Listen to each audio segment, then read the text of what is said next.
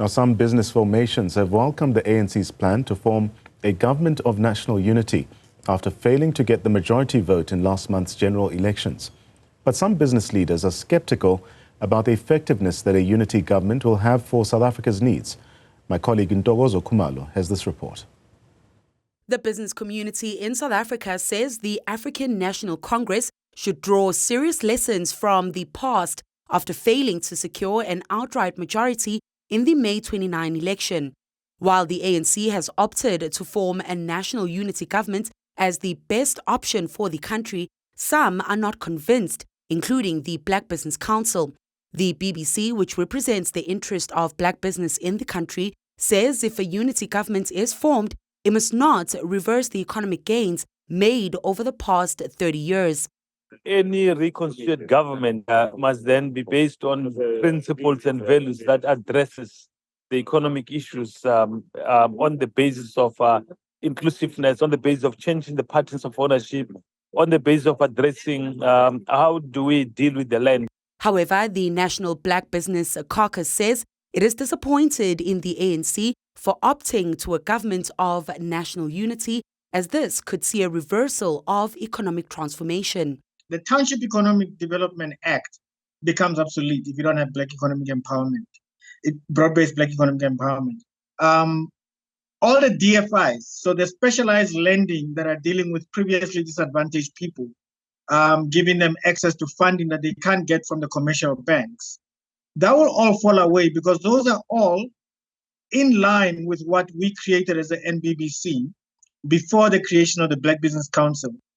While the Township Entrepreneurs Alliance welcomed the announcement, it shared its skepticism as it holds similar concerns about whether the right people will be placed in the right ministerial and other government positions. Just like in the historical 1994 elections, and despite the ANC having won an overwhelming majority, a unity government could see the executive populated by leaders from the different political parties. This could also see the country having 2 deputy presidents. What criteria will then be used to select, individuals like the Minister of Small Business? Will this be someone who's got the skills, competence, and the will, and the proven will and shown will to actually, advocate for small business, but not just advocate, but change policy? Not only will a Minister of Small Business have to strongly advocate for the sector, Balabala believes that a government must build on what has worked over the past 30 years and fix what has not worked to grow the multi-billion rand township economy. If we create an enabling environment, it means that the trust deficit sort of then shrinks down. You've got larger corporates that are now more willing to support government initiatives, support small businesses. And what that means is that you get to learn fast and fail fast. A perfect business environment would include dealing with pressing issues such as crime and policies that support access to markets for small businesses. The South African BRICS Youth Association says it is also monitoring the government of national unity's stance on the country's foreign policy.